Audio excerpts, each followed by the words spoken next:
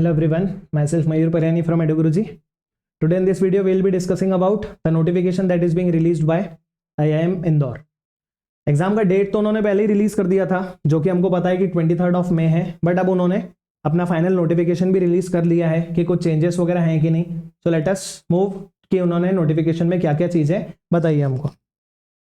सबसे पहले अगर हम बात करें एलिजिबिलिटी क्राइटेरिया की, तो एलिजिबिलिटी क्राइटेरिया है कि वो सभी स्टूडेंट्स इस एग्जाम को दे पाएंगे जिनका बर्थ जो है वो अगस्त 1, 2004 या उसके बाद हुआ है.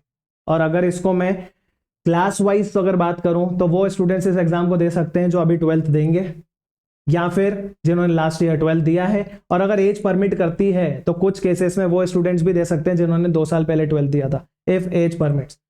ये जो मैंने एलिजिबिलिटी क्राइटेरिया बताया, this is for general students.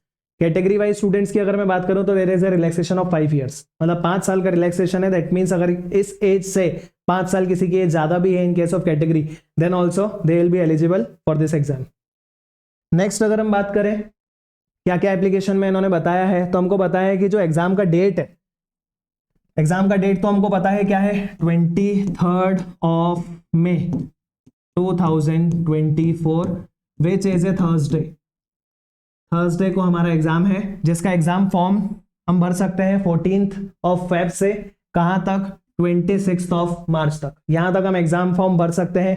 कभी कभी ये फॉर्म की डेट जो है ये एक्सटेंड होती है, बट हम उस चीज पे रिलाय नहीं करें, हम उस चीज के सहारे नहीं बैठे कि ये एग्जाम की डेट एक्सटेंड होगी. हम कोशिश करके इसी में कर लें, जितना जल्दी से जल्दी भरेंगे उतना ज्यादा अच्छा, कि सेंटर्स भी जो हैं, एग्जाम सेंटर्स जो हैं, एग्जाम सिटीज जो हैं, वो हमारी प्रिफर्ड चॉइस ही हमको मिले.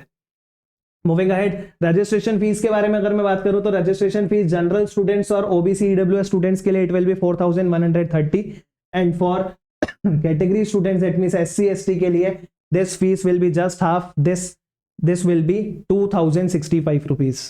ठीक है, आगे बात करें. हमारी भी कुछ बैचेस स्टार्ट हो रही हैं जिसके लिए ऑनलाइन बैचेस की जो फीस रहेगी that will be just 5000. For that you can contact us on the number that is being given in the description. हमारी इन बैचेस के फीचर्स के बारे में बताऊं तो that there will be recorded lectures, e-book will be there, 10+ mock test will be there and chapter wise test will be there. Faculties के बारे में बताऊं तो आशीष सर है जो कि हमको जीके जीएस के बारे में पढ़ाएंगे. Myself Mayur Pariyani, QA and DI मैं पढ़ाऊंगा. Next Swapna ma'am, she will be teaching us verbal ability, and Hitesh sir जो कि लॉजिकल रीजनिंग के फैकल्टी है.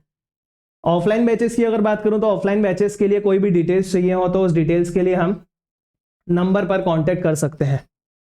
आगे बात करें कि एप्टीट्यूड टेस्ट के बारे में क्या क्या है, तो हर क्वेश्चन 4 नंबर का है, कोई चेंज नहीं है, लास्ट टाइम तक भी ऐसा ही था. सही करने पे 4 नंबर मिल रहे हैं, गलत करने पे 1 नंबर का लॉस हो रहा है. आगे अगर बात करें क्वांटिटेटिव एबिलिटी में हमारे 2 सेक्शंस आते हैं, एक आएगा MCQ बेस्ड और एक आएगा शॉर्ट आंसर. MCQ बेस्ड हमारे पास कुल मिलाकर 30 क्वेश्चन है, जिन 30 क्वेश्चन के लिए हमारे पास 40 मिनट्स है. शॉर्ट आंसर वाले सेक्शन की बात करूं तो वहां पर 15 क्वेश्चंस हैं जिसके लिए हमारे पास 40 मिनट्स है. और वर्बल एबिलिटी के लिए बात करूं तो देयर आर 45 क्वेश्चंस जिसके लिए फिर से 40 मिनट्स है. यहां पर अगर मैं बात करूं सेकंड वाले सेक्शन के लिए जो कि शॉर्ट आंसर वाला सेक्शन है, यहां पर हमारे पास ऑप्शंस नहीं है. यहां पर हमको हमारे आंसर को बॉक्स में लिखना है जो कि एक इंटीग्रल आंसर होता है.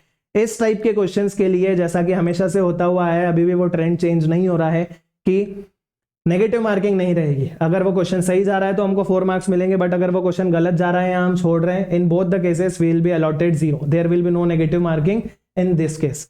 वर्बल एबिलिटी में भी हमने देखा है पिछले 1-2 साल के पेपर्स में कि there are some questions, specially para jumble के जो क्वेश्चंस होते हैं वो हमको विदाउट ऑप्शंस मिल रहे हैं. अगर वहां पर भी ऐसा क्वेश्चन आ रहा है तो वहां पर भी नेगेटिव मार्किंग नहीं रहेगी. I hope I am clear. Moving ahead, selection process के बारे में बात करें तो हमको एप्लीकेशन फॉर्म पढ़ना है, पूरी तरीके से भरना है, अच्छे से, कोई भी गलती नहीं करना है. करेक्शन विंडो जरूर खुलता है, बट करेक्शन विंडो में सारी की सारी चीजें हम चेंज नहीं कर सकते जो भी हमने भरी है. अगर फॉर्म सही भरा है तो हमारा फॉर्म जो है वो अप्रूव हो जाएगा, हम एग्जाम दे सकते हैं. उसके बाद कट ऑफ रिलीज होता है, कट ऑफ के बाद हमको PI के लिए कॉल आता है. PI के लिए हमको ऑफलाइन ऑनलाइन दोनों, इस बार उन्होंने बता के रखा है कि PI विल बी इधर ऑनलाइन और इन ऑफलाइन मोड. अब वो देखते हैं कि क्या होगा. अब तक पिछले 3-4 साल के ट्रेंड की बात करें तो PI हमेशा ऑनलाइन ही हुआ है. अब इस बार देखते हैं कि क्या हो रहा है.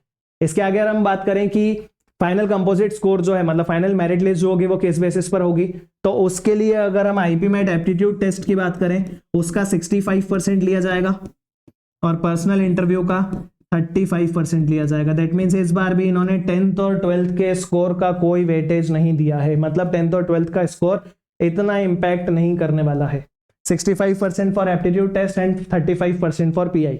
इन दोनों के बाद जो फाइनल कंपोजिट स्कोर आएगा, that means final merit list आएगी, उस पर डिपेंड करेगा कि हम इस बार आईआईएम जा रहे हैं कि नहीं। और आगे बात करें, ये जो पर्टिकुलर इंफॉर्मेशन हमने लेके रखी है, this is for all those colleges that are accepting IPMAT Indore scores. IPMAT Indore का स्कोर कौन कौन ले रहा है? तो ऑब्वियसली आईपीमेट इंदौर जो है वो आईआईएम इंदौर तो खुद का स्कोर ले ही रहा है। आईआईएम रांची जो है वो भी आईपीएम इंदौर का स्कोर लेने वाला है। इसके अलावा बात करें तो निरमा यूनिवर्सिटी अहमदाबाद, वो भी किसका स्कोर लेने वाला है? आईपीएम इंदौर का। नलसार यूनिवर्सिटी है डिपार्टमेंट ऑफ मैनेजमेंट स्टडीज की, नलसार यूनिवर्सिटी है, वो भी आईपीमेट का स्कोर लेने वाली है। आईआईएफटी काकीनाडा, आईआईएफटी के 3 कैंपस हैं, दिल्ली में, कलकत्ता में और काकीनाडा में। सिर्फ काकीनाडा वाला कैंपस ही है जो आईआईएफटी में हमको आईपीमेट करवा रहा है, जो कि स्कोर किसका लेता है? आईआईएम इंदौर का लेता है। तापमी है। इसके अलावा 3 कॉलेजेस ऐसे हैं जो सिर्फ बीबीए प्रोग्राम्स दे रहे हैं, that are Alliance University, NICMAR and IFMR Chennai. IFMR Chennai थोड़ा सा फीस हाई बेस्ड कॉलेज है, बट कॉलेज अच्छा है। इनकेस अगर कुछ ऐसा इशू नहीं हो तो हम बिल्कुल इस टाइप के इस कॉलेज की तरफ भी मूव कर सकते हैं। आई होप एवरीथिंग जो कि मैंने यहाँ पर बताई वो सभी को क्लियर हुई होगी। This was all about notification. Batch details के बारे में मैंने बता दिया है, फीस बता दिया है। For any more details you can contact us on the number that is given in the description box. Thank you, we will be meeting in the next video.